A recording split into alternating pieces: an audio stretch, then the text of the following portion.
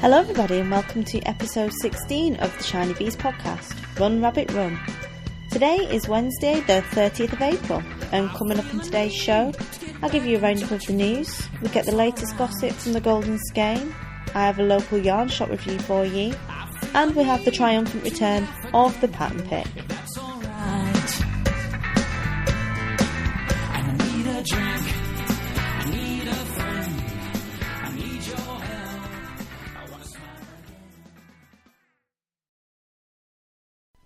Hello everybody and welcome back in to the podcast again. Lovely to be chatting to you all. A warm welcome to any new listeners that have joined us since the last podcast, and a hearty welcome back to any returning listeners. I always appreciate you joining me for a bit of chat and a bit of a laugh. I hope everyone is well and that you've all been enjoying the spring weather, if it has actually joined you in the area of the country in which you live, or indeed the area of the world in which you live, because it might be autumn where you are.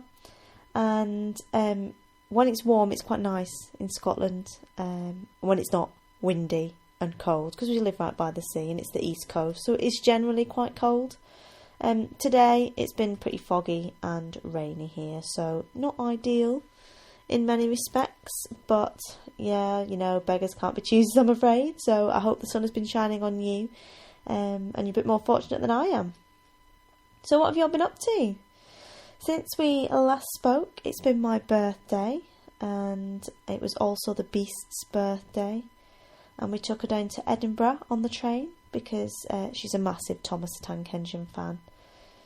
I kind of wish they didn't see Thomas stuff as only for boys. I also have a massive thing against pink Lego, but I'm not going to start on that particular rant right now. But feel free to buy me a gin at some point and I'll tell you all about how much I hate pink Lego. So yeah, she obviously she loves Thomas, and we had to go to the boys section to buy her Thomas trainers, and we had to buy her underpants because she wanted Thomas knickers, but they didn't have any Thomas knickers because Thomas is not for girls apparently. So yeah, she wears little underpants instead, which I'm sure is really confusing at nursery. But she likes them, so I'm happy. We also visited the Museum of Childhood whilst we were there, because they've got quite a large collection of vintage toy engines and obviously other toys, which was really good. It was free and it's on the Royal Mile. It's well worth the look if you're in Edinburgh. Just have a look round. Speaking of lovely days out, in April we had a lovely day out with the Golden Skein crew, or under the auspices of the Golden Skein at least, and we went on a little yarn crawl in Edinburgh and met up with some of the Golden Skein crew and visited several of the local yarneries that can be found in Edinburgh itself, as well as a really nice cakery, which was mostly facilitated by Claire Devine, who lives in Edinburgh, because I'm not that familiar with the yarneries or indeed the cakeries yet, or not as familiar as I probably could be. But I'll have more on that in later episodes, because I'd like to kind of spread out the yarn shop reviews from the yarn shops that I've been to since I've been up in Fife, just to give people an idea if they come visiting here over the summer, because I know a lot of people do come to Scotland for their holidays, and just let you know which places are worth going to, which places are probably worth a miss, or you can make your own ideas and your own plans up about that, but I can give you my opinion at least.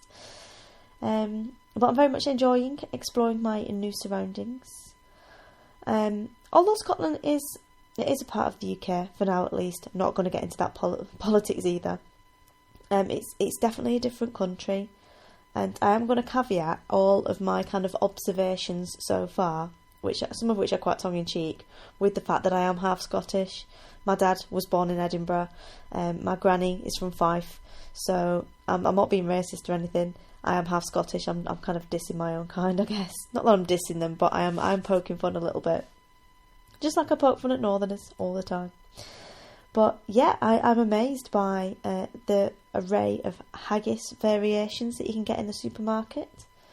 And the haggis shelf is like an entire shelf. You know, if you go into kind of, not Tesco's, but other supermarkets, because we've boycotted Tesco's, you get like a whole shelf of sausages.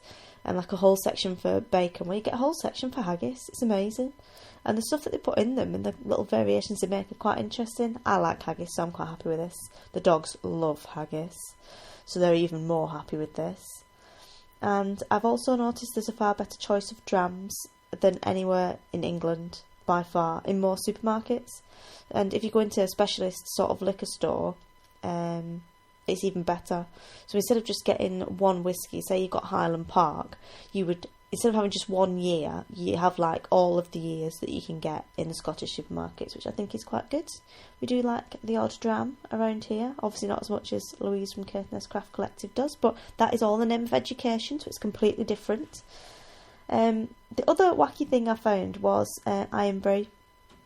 Obviously I know Iron Brew is made in Scotland from actual girders, but you know how normally you go into a supermarket and they have like the loss leaders by the front door to sort of entice you in and ensnare you in their grip, and even if you only go in for a pint of milk you come out with 100 quid worth of stuff. Well, they do that here, and instead of putting the usual stuff like, well, Coca-Cola I suppose, not that I drink that, but they put Coke there, they'll put usually washing powder of some kind, normally a Harry Potter book if there's one of those out, that sort of thing. Well, here they have Iron Brew, and not only do they have Iron Brew, but they have entire crates of Iron Brew by the door, which is a bit different. I didn't even know you could buy Iron Brew by the crate. There probably should be some kind of health warning that comes with Iron Brew by the crate, and everyone drinks it as well, which again is a little bit crazy. I used to enjoy Iron Brew bars a lot as a child. You could get them like 10p bars. It's just colouring, essentially. Colouring, Iron Brew flavouring and sugar. And half of it was not fizzy and sour, but the other side was fizzy and sour. I don't know if you can still get these anymore, but if anyone knows, please let me know. There's probably some dodgy little corner shops that you can still get them from. They're probably contraband by now. There's probably been some kind of Iron Brew bar embargo. But I don't eat those anymore, and I don't indeed drink Iron Brew anymore. I don't like sugary drinks. But if I was going to partake in some kind of a brew action, I would go for the Brew knitting pattern, which is, excuse me, turning the page, a pattern inspired by the Mighty Brew by the lovely Amanda B. Collins, who you'll probably know as Owl Print Panda. And this is a pattern for a top-down semicircular shawl, and the inspiration for it is the brew. And in her own words, she describes it as, only in Scotland, and Glasgow in particular, can we shamelessly enjoy a beverage which is banned in several countries due to its sheer degree of unhealthiness. Perhaps this drink inspired the call of "Where's your ginger bit?", which incidentally would probably offend if uttered elsewhere. I haven't googled it. Funny old thing. Maybe you can tell me what it is, Amanda. And I just don't even want to get into that. It could be really dangerous googling that. But it is a pattern for 250 to 300 yards of DK or 4-ply, and it's $3.25. I actually have some orange yarn that I would quite like to make a brew out of. So if you don't want to, rot your teeth while they're still in your mouth, give that some consideration. I also found the local Spar shop stocks a surprisingly large range of deep fried stuff, like pre-packed stuffing batter, which was a bit crazy because they don't even stock pasta. I haven't tried any deep fried Mars bars or anything else exotic and deep fried from the chippy yet, but I have been enjoying a lot of fresh locally caught fish, which comes through from a little village down the coast at Pittenweem, which we will come back to later. And there's a guy in a van who comes, that the fishmonger comes round to where we live and beeps his horn. You can go get your fish directly from him, or you can buy it in Pittenweem itself, so it's lovely, very nice stuff. And there is a yarn shop there, and we'll talk about that later. Like I said earlier, I have visited quite a few yarneries now, so I'm hoping to spread the reviews of those over the next few episodes, just to give you a few ideas of places to visit if you're coming up here for your holidays. So I think it's time to move on to the news. I suggest you get yourself a glass of wine. I've already had one, and we'll crack on.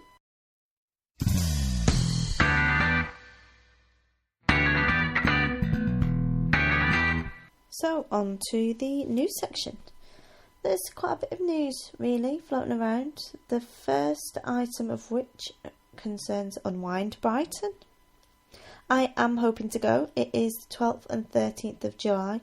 The plan is definitely for me to go, although it is the Royal International Air Tattoo that weekend, and one of our friends is over from South Africa.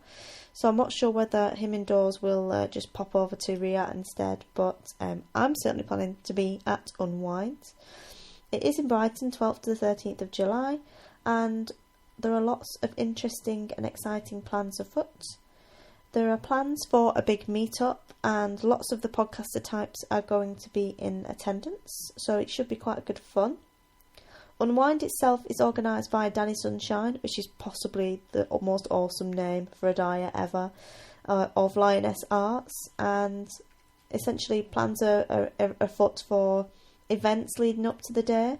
There might be some knit-alongs, etc., and there's going to be more details of that to follow in the next few weeks as it becomes available.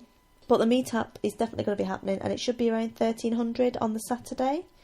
Apparently there is a space being put to one side for that to happen, so I will give you more details on that as they come up. But if you are planning to go, let me know. Give me a shout on the Ravelry group or wherever. You can send me an email, and it would be great to meet some listeners if you're going to be there. I already know that a lot of Golden Skein people are going to be there, and quite a few listeners already have already mentioned that they're going to be there. But if there's anyone else, then do let me know, because I do like to meet people in real life. Not that the internet isn't real life, but you know what I mean. Further north and much nearer to my current location is the Edinburgh Yarn Crawl, which has just been announced by Jess of Ginger Twist Studios, and she is organising it in association with Kathy's Knits and Bee Inspired Fibres. It is going to take place on the 21st of June, and further details for this are to follow. You can keep up with announcements via the Ginger Twist Studios blog, the Facebook page and the Ravelry group, which I will link to in the show notes. There's also going to be an after party for this at the Safari Lounge in Cadzow Place, and essentially it is a yarn crawl around Edinburgh. Having visited all three of those establishments on our Golden Skein yarn crawl, I can highly recommend them. And it's a nice day out. Should be some cheap deals coming on now as well for the summer on the old train line. So it's very easy to get to Ginger Twist Studios in particular from the train station, and Kathy's Knits. So well worth the day trip out, I would say. In other news, there are some knit-alongs being run. If you hear, just as a complete aside, a random growling noise, it's my dog trying to get me to take him for a walk, but it's not going to happen. He's now tilting his head at me. You're not going for a walk, mate. Just forget it. Do you want to be on the podcast? Is that what it is? Crazy mutt. Anyway, spring knit-along news. There is a knit-along currently being hosted by Louise Tilbrook over in her Ravelry group. It started on the 1st of April and it's running until the 30th of May, so there's still plenty of time to join in. It's very relaxed, very informal, and there are some prizes on offer. It doesn't need to be one of her designs to be in the knit-along, although you might want to do one of her designs. She's just had a new one released, a latest sock pattern, which is called Beltane, which always makes me think belting, as in belting. It is a belting pattern, which she's done in collaboration with Solstice Yarns, and there is a knit-along on the Solstice Yarn group for the Beltane pattern in particular, but she does loads of really nice sock patterns, so if you're on a bit of a sock push, definitely one to check out. Again, I will link to that in the show notes.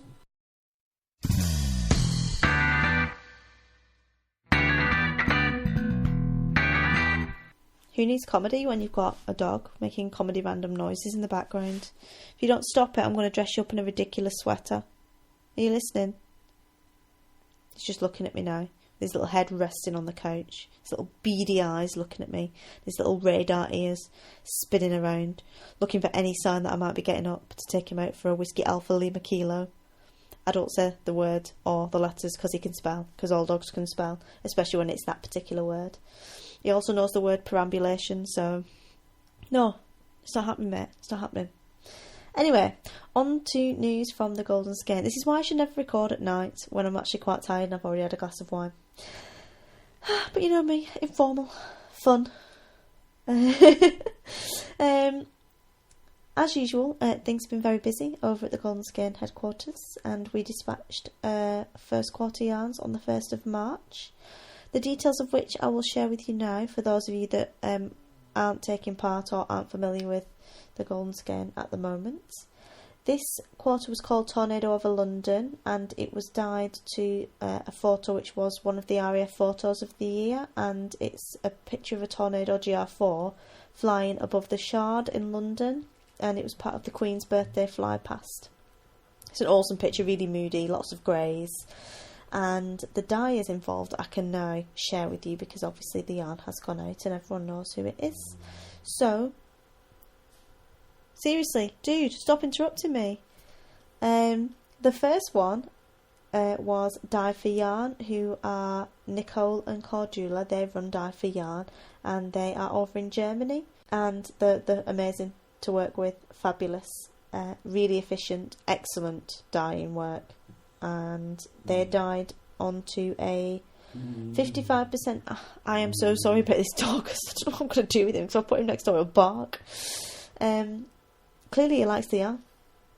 He's now taken to kind of grizzling at the other dogs, try and get him to join in as well. It's just not going to happen.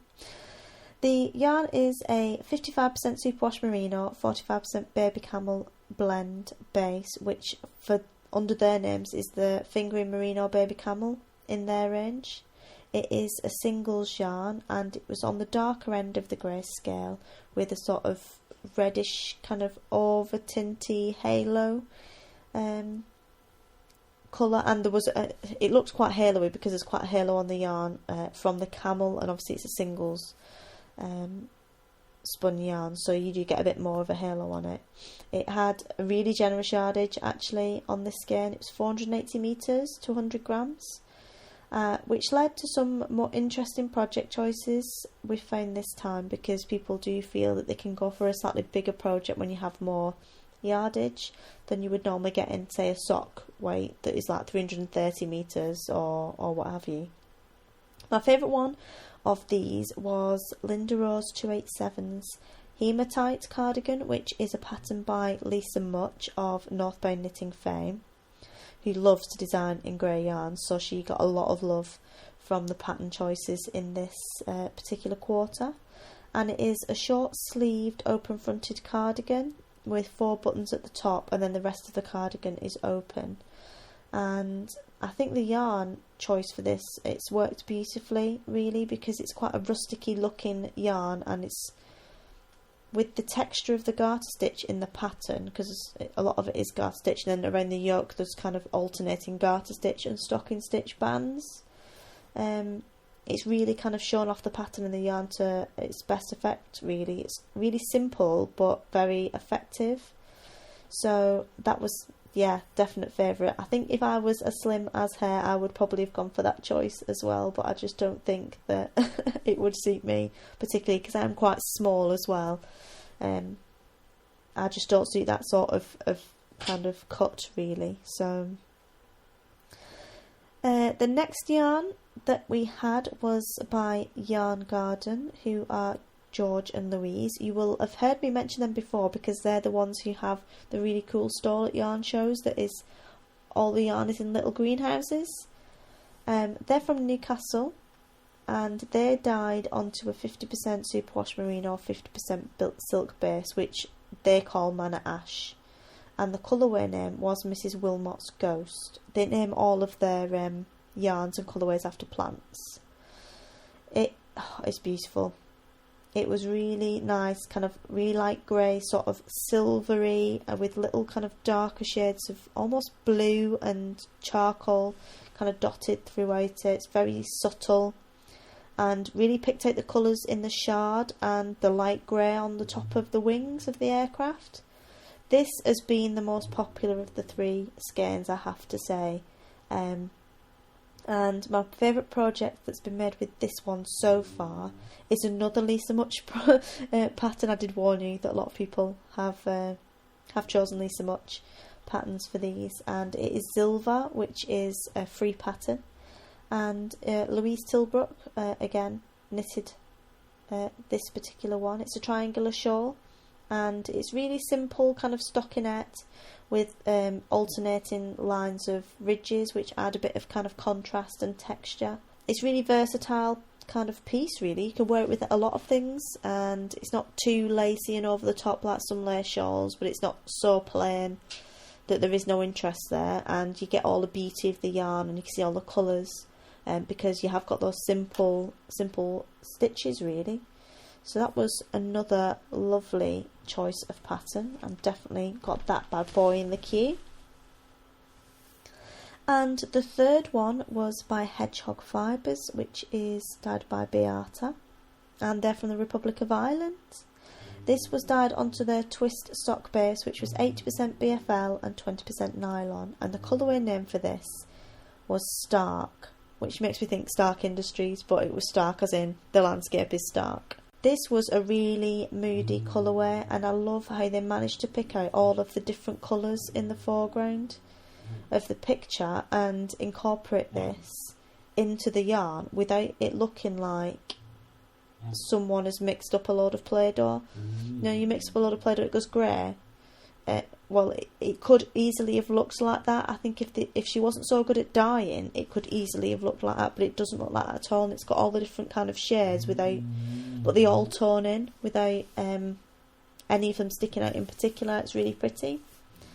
My favourite project of this one so far was 2014 Socks number 8 by Chrissy of Stitch Together podcast, which if you don't listen to, you really ought to. She has fantastic taste in yarn, and she's lovely. It was her own design for a vanilla sock pattern, but she pulled out a stitch pattern from the Knit Stitch Pattern Handbook by Melissa Leapman, and it's a little box stitch pattern that she's put over the top to add a bit of interest.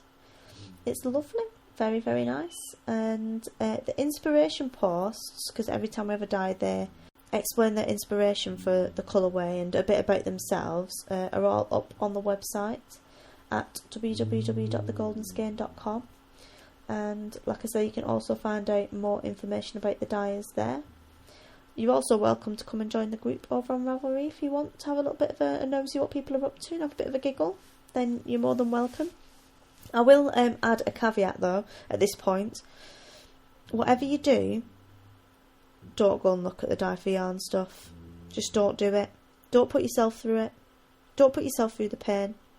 Because if you go and look at the stuff, you will buy lots of it, because it is, I don't know how they do it, but it is just beautiful. Particularly their silk blends are absolutely to die for.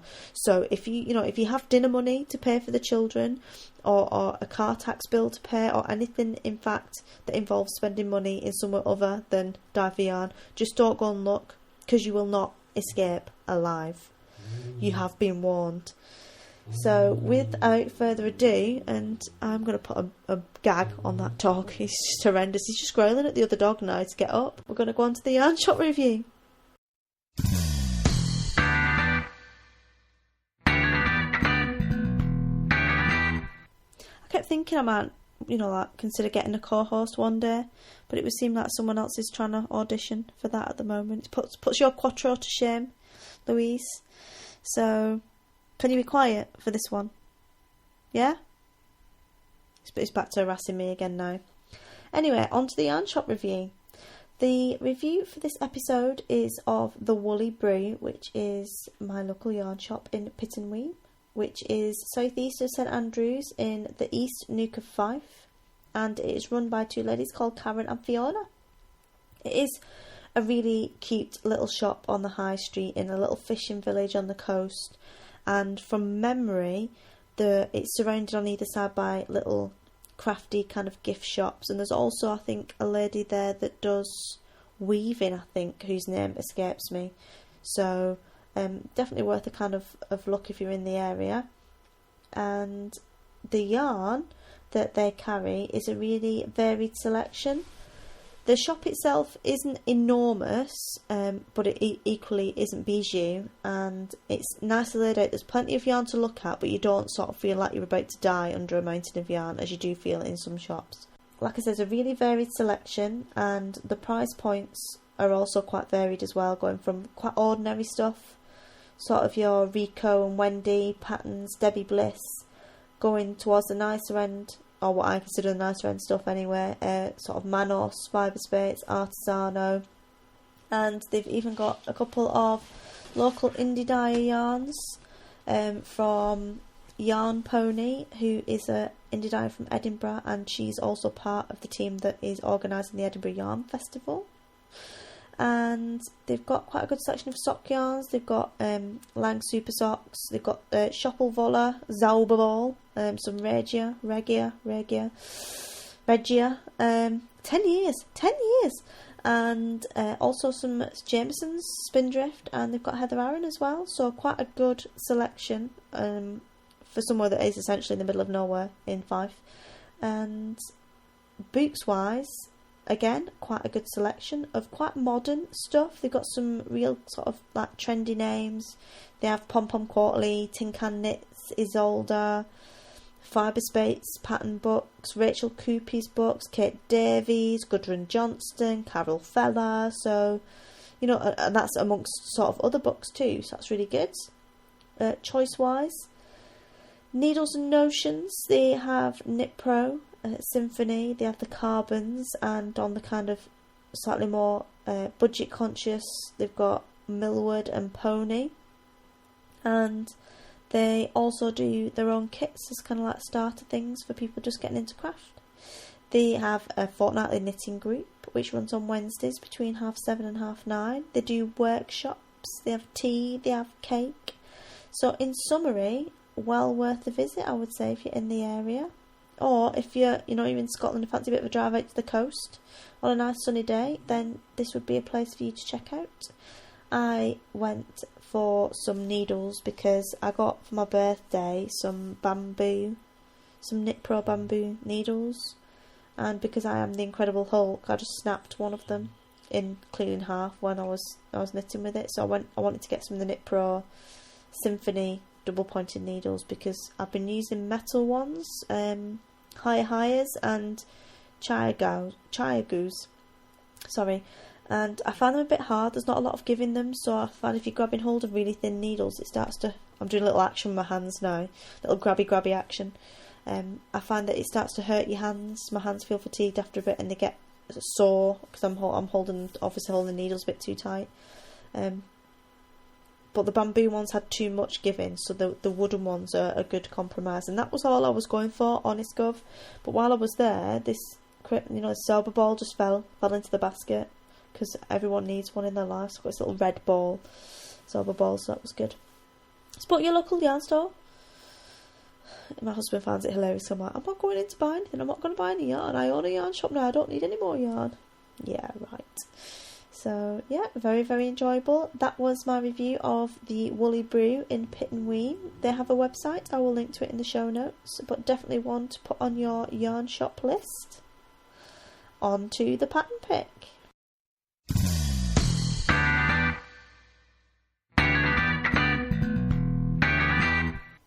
So the return of the famous pattern pick. I don't know if it even is that famous, but maybe, one day it will be.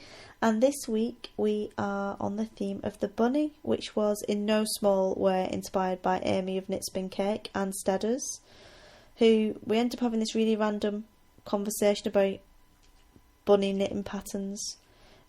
More specifically, whether there would be any sort of rampant bunnies in the knitting pattern, which of course there was when I looked, when I ravelled it and found the patterns, 30 pages of patterns, there was one in there for bunnies having fun together, and quite apparently one for a pair of socks with some reindeer having fun together. But I've been assured that Chloe of Sparkly Shoes Our Faster blog is going to write an entire book of bunny patterns on socks. So I look forward to that with great anticipation. But in the meantime, if you need your fix of bunnies, I am the person to offer it to you today.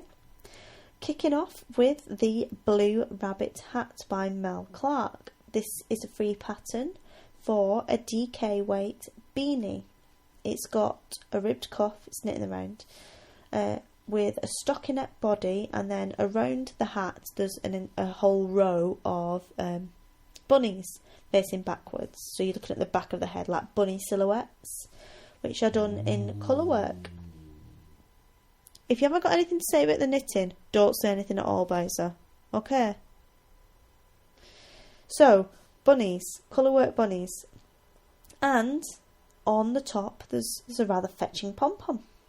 But the colour work bunnies also have a little pom-pom on their little bums, the little tails. So you've got your colour work bunnies, and you've got like the 3D aspects of the little teeny tiny pom-pom that they've got for their little rabbit tails. Disappointingly, this pattern only goes up to a 12 to 24 month size. So unless you've got a head the size of a pea, this isn't going to fit you. I'm sure you could add a couple of bunnies in and maybe make it big enough so that it will fit a grown up. And if you do, please send me the pattern, because I feel this is something that I need in my life. The next one is the Pesky Rabbit Tea Cozy by Debbie Birkin. It is a paid for pattern and it is £2. This is a pattern for a knitted tea cozy, which is done in DK weight yarn, and it's knitted flat. The main body of which is knitted in eyelash yarn. Always a big fan of the funky fur and novelty eyelash yarns for any purpose, really. I think everyone needs more of them in their lives. Just stop taking ourselves so seriously. Use a bit of eyelash yarn, you love it. Genuine Muppet skin. And yeah, it's done in lime green eyelash yarn, which represents the grass. And then it's got lots of little bunnies popping out of rabbit holes all over it. And they've got flowers, little knitted toadstools. It's a real kind of art piece. Because I've put this into the pattern pick for your viewing pleasure, I am the only person on Ravelry, the whole of Ravelry, who has this in their queue. 4 million people, just me have queued it. I can't think of any reason why that would be, other than snobbery against eyelash yarn. But yeah, definitely a conversation starter, possibly one for a knitting shop that has tea and cake, I would say. And on to the next one, which is... I absolutely love doing a pattern pick. This one's called Incognito, brackets, rabbit ears for the non-bunny. It's a pattern by Emily Ivy, and it is for a set of knitted ears for, for non-bunnies, essentially. It's a free pattern, so that's good, and it is... The picture on it is of a knitted toy pig wearing fake knitted toy bunny rabbit ears that have got like an eye cord fastening, so you can fasten it under the chin, which was a bit random. And then further down there was also a knitted toy octopus wearing ears. I'm not entirely sure how useful rabbit ears are to an octopus, given that most of the time they're underwater, so you don't hear things very well underwater with rabbit ears, I wouldn't say. Possibly if they did sonar, that'd be quite good, but yeah, an octopus with rabbit ears. And she's put, you know how all the other toys get jealous around Easter because all anyone wants are chickens and rabbits? Not anymore. With this little add-on, any stuffed friend is fit for an Easter basket. And then she's put underneath, P.S. the octopus pattern in the picture is pending release, but I had to shove... I put shove him early. I think I meant show him early. I had to show him early. His bunny ears crack me up. So I reckon we're probably quite good mates, actually. I think she's got quite a similar sense of humour to me when it comes to comedy knitting patterns. So that's the Incognito Rabbit Ears for the Non-Bunny by Emily Ivy. Moving swiftly on to the more random end of the scale, because I don't know how, but I always manage to find it. Runaway, aka The Killer Rabbit by Knitting Magic Girl. This is a free pattern using worsted weight yarns for... essentially a homicidal maniac killer bunny. The main picture piqued my interest, I'm not going to lie to you, because it was like this little white fluffy cute bunny, and then it had like evil teeth and blood all around its mouth. This was weird enough for me to click on it, and then there was a massive snorting down nose moment when I looked on the main page and there was pictures underneath. One of which, the second one down, had this knitted bunny on the back of some unsuspecting ginger and black feline that it's obviously about to just dispatch, and this cat's looking massively disinterested in the fact there's a kind of homicidal maniac knitted gory bunny on its back. But I found it really funny old thing, and I kept looking, and there was one pattern called Rapid Rabbits, and I misread it and thought it said Rabid Rabbits, and I was a bit disappointed when I clicked on it that none of them appeared to have rabies. And I moved swiftly on from there, and Drops, as in Drops Alpaca, have some pretty delicious patterns. I'm not going to lie to you, for some awesome knitted bunny related paraphernalia. One of which was for a pink onesie, essentially a pink knitted onesie for a bunny suit. And the one that jumped out at me, no pun intended, was from the Drops Retro 1980 to 1993 collection, 21-18 jacket with rabbit pattern in alpaca or saffron, which is a pattern for a colourwork cardigan, button fronted with the key design feature of some serious shoulder pads that have been sewn in to the shoulder of the cardigan, to the point where it looks like they're almost breast implants that have been inserted into the shoulders of this cardigan. She looks a bit like an American football player, not around the face, just around the shoulders. And anyway, before I dig any more of a hole, I'm going to move on to the last one, which is a serious one. I quite like this one. It is William by... Don't you like this jumper? Seriously? Enough? It's William by the fabulous Anne Kingston, and it's a pattern from Stranded Knits. We saw someone wearing one of these jumpers at Yarndale, I think, and it was really nice on. It is a pattern for a stranded colourwork jumper, knit in the round, and it's got a rabbit pattern around the yoke. It's lovely. It looks really nice on the model. It has a scoop neck, which is just something... I've got quite a short neck, I think. That I couldn't wear. Really, I like to have things around my neck. I don't like the things to get too far. I've got a really strange neck arrangement. Clearly it's there, it holds my head up, but I just don't like to wear anything that is that it's either got to be under the arms, kind of bustier, or a bit higher around the neck. So not something that I would wear personally, but it is a really nice pattern that I think it's quite modern and would look nice on quite a few people. So for a serious one, then you should check that one out. I've heard from quite a few... I haven't seen the book myself at length, but I've heard from quite a few people that Stranded Knits is a really, really good source book to have on hand. There's some great patterns in it, and lots and lots of stuff about the techniques as well. I know Nick from Yarns from the Plane is a big fan, and I think also Amy from Knit Spin Cake said it was pretty good too. So definitely one to check out if you're at any of the shows. And she'll even sign it for you, so that'd be good. So that wraps up the pattern pick for this week. It is Bunny, and if you want to access any of those patterns or have a look at the pictures, they are in a set in my Ravelry queue for your viewing pleasure. And yes, I don't dread to think what stuff's going to come up after queuing all of that again. So if you go into my queue, you can look on the tab for Bunny, click on that, and all of the patterns will be in there. You can also find all of the patterns from previous pattern picks, including a delicious selection of thongs in that area as well. So feel free to peruse at your leisure, and if anyone has any ideas or inspiration for pattern picks, or just wants to brighten my day by sending me something comedy and knitted, usually on a small dog, then feel free. I would really enjoy it. And really, I'm so sorry, he's just taken over the entire episode. Without further ado, I think we're going to wrap this one up.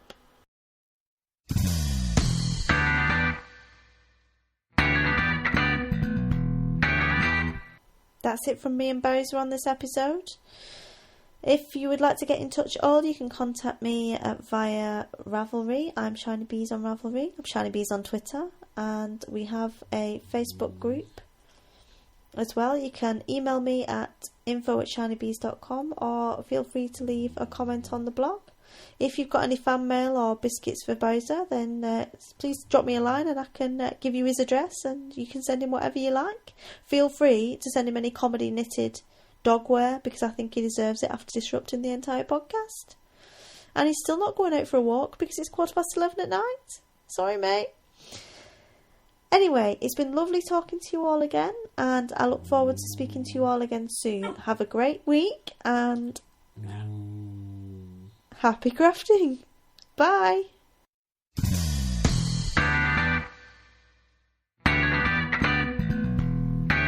Thank you for listening to the Shinybees podcast. Show notes for this episode can be found on the blog at www.shinybees.com. Music used in this episode is by Adam and the Water Boys, and it's I Need a Drink, available by Musical.ly. It's alright.